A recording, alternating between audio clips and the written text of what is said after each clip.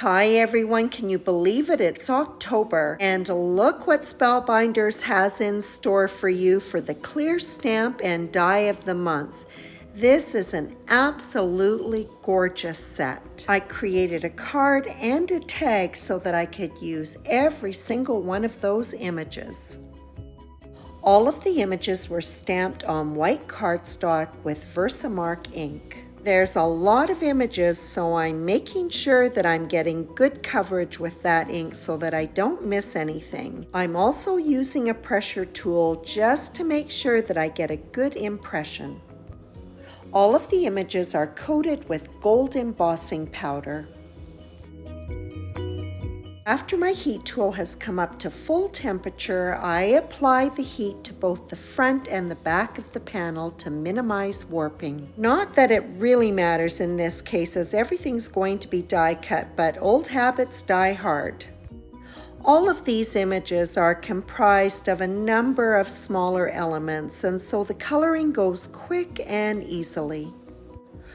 For each of the elements, I've selected 2 to 3 Copic markers, starting with a dark and working my way up to a light tone. I like to jump from image to image and color everything in a particular combination of markers at the same time. This seems to be the most efficient way of coloring for me. The colors that I've selected for these florals are pretty traditional for Christmas: reds and greens and ambers. If you are interested in any of the blending combinations that I've used, they will be listed on my blog at bonniecarolee.com.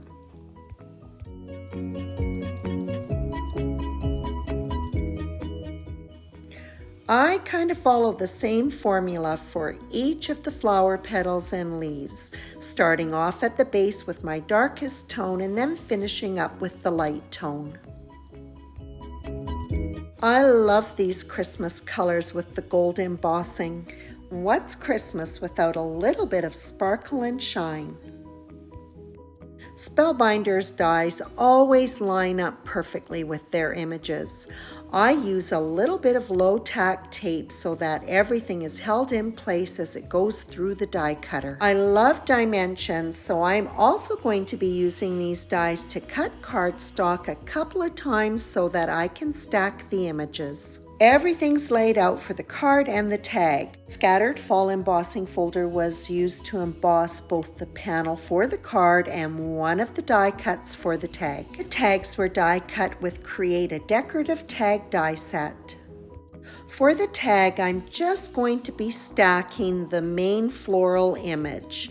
The other image is going to sit on top, so I don't think it needs any additional dimension.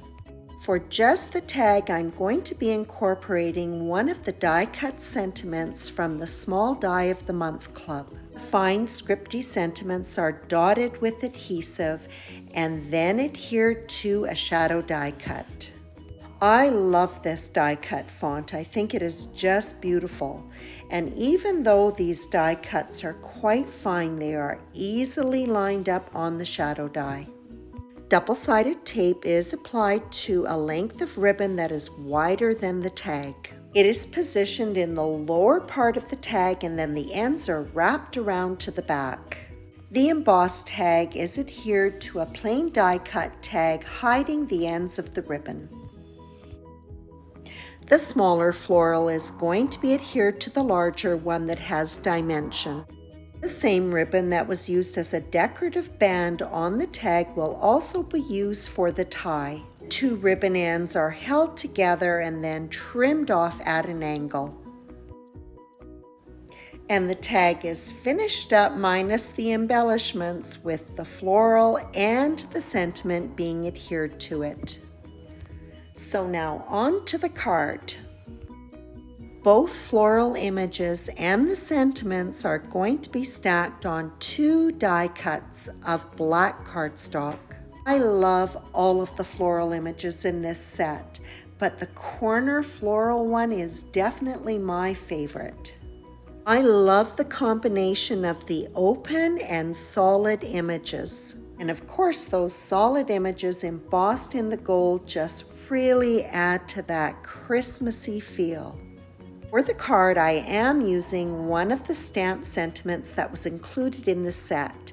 It has been embossed on white cardstock just like the floral images and then stacked on the black.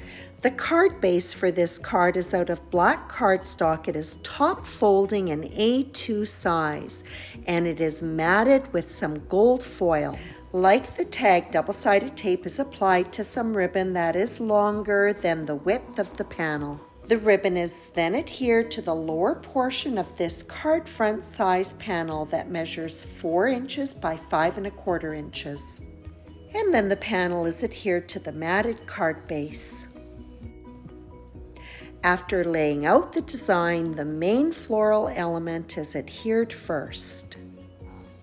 And then it's just a matter of adhering the poinsettia and then the sentiment. The card and the tag are embellished with some beautiful confetti by Spellbinders called Pink Opalescent Sequins. The confetti is finished off with Nouveau Crystal Drops Morning Dew. The Morning Dew dries clear, leaving a beautiful jewel-like appearance. And that completes this card tag set featuring Spellbinders Clear Stamp and Die of the Month for October. The images in this stamp set are absolutely gorgeous and they were a pleasure to work with. I hope you enjoyed this video and as always, I appreciate your visit.